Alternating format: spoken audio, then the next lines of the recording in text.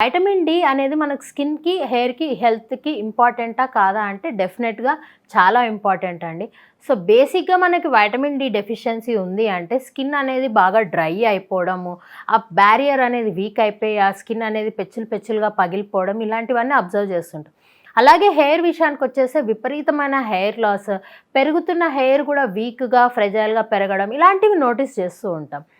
So, మనకి ఇంకెవరికైనా auto immune conditions like psoriasis, eczema ఇలాంటివి గూడా ఉన్నాయి అంటే, వాళ్ళకి విపరీతమైన ఇరిటేషన్ లాంటివి అబ్జర్వ్ చేస్తూ ఉంటాం.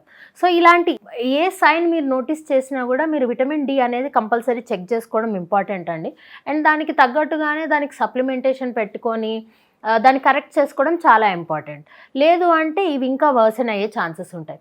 అలాగే ఇంకో వేరే సైన్స్ కూడా ఉంటాయి. బాడీ పెయిన్స్ ఉంటాయి, బోన్ పెయిన్స్ ఉంటాయి, జాయింట్ పెయిన్స్ ఉంటాయి. అండ్ కొంతమందికి ఎక్స్‌ట్రీమ్ టైర్డ్‌నెస్